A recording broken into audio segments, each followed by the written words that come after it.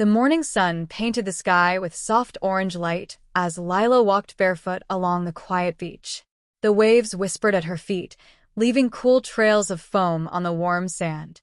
She loved watching her footprints fade slowly as the tide reached them. It felt like the ocean was gently erasing her little secrets. But today, something was different. As she turned around, Lila gasped. Beside her footprints, another set of smaller prints appeared, perfectly matching her steps. Left, right, left, but there was no one else on the beach. She stopped and looked around. The wind was calm. Only the cry of distant seagulls answered. Curious and a little nervous, Lila followed the mysterious trail.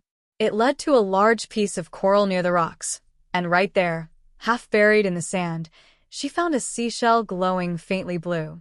When she picked it up, the air seemed to shimmer for a second. A whisper floated into her ear, soft as a breeze, but clear as a voice. "Find me beneath the waves," it said. Lila's heart raced. Who was speaking? And what could possibly be waiting beneath the ocean? That night, Lila couldn't sleep. The shell she'd found sat on her bedside table, glowing gently in the moonlight. Every time she closed her eyes, she heard faint whispers, songs of waves, cries of dolphins, and voices that sounded almost human. The next morning, she showed the shell to her grandmother. The old woman smiled mysteriously. The sea chooses who listens," Grandma said. "Be careful, Lila. Some secrets are gentle, but some are deep." Lila held the shell close to her ear and whispered, "Who are you?" A soft echo replied, "Follow the light under the waves." She needed help. So she ran to find Rafi, a boy from the fishing village who often helped his father fix nets near the dock. Rafi laughed when he first heard her story, until the shell glowed right in front of him. His smile faded. "Okay," he said quietly. "Let's see where this leads." That evening, under a golden sunset, the two friends stood by the water's edge, holding the glowing shell. When the tide touched their feet, they both felt a pull, as if the ocean itself was calling them closer. The next day, Rafi brought his small wooden boat. The sea was calm, the air salty and warm. Lila held the shell tightly in her hands as it pulsed with light, brighter the further they rowed. They followed its glow until it pointed toward a narrow cliffside, hidden by tall rocks and crashing waves. Beneath the surface, Lila could see faint blue shimmer, like light trapped underwater. "There's something down there," she whispered. Rafi nodded. "We'll check when the tide is low." When the waves calmed, they slipped into the shallow water. Beneath a gap in the rocks, they discovered an underwater cave, filled with coral that sparkled like stars.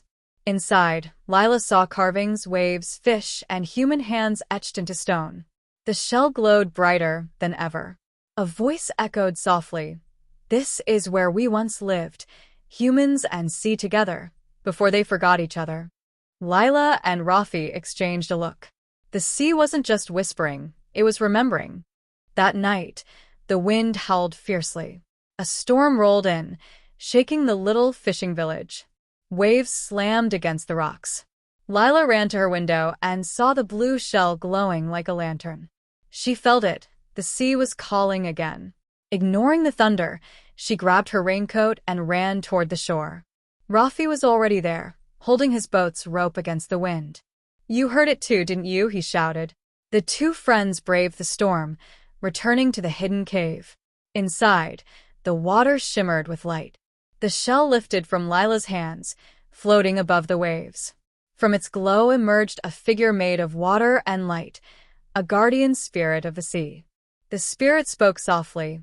"Long ago, humans cared for the ocean, and the ocean protected them. But when they forgot, the balance faded. You, Lila, have listened. Return the kindness, and the sea will rest again." As the storm calmed, the shell's light dimmed, and peace returned to the shore. The next morning, the sky was clear and bright. Lila and Rafi walked along the beach again, the sand cool beneath their feet. The waves seemed calmer now, as if the sea itself was smiling. They stopped near the coral rock where Lila had first found the shell, but it was gone. In its place lay a new shell, plain and white, shaped like a heart.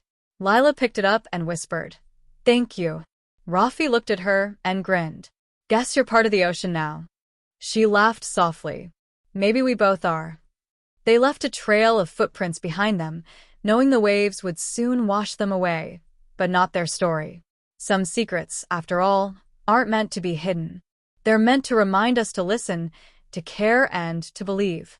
And as the sun touched the horizon, the sea whispered once more, not with words, but with peace. Sunrise. THEEND.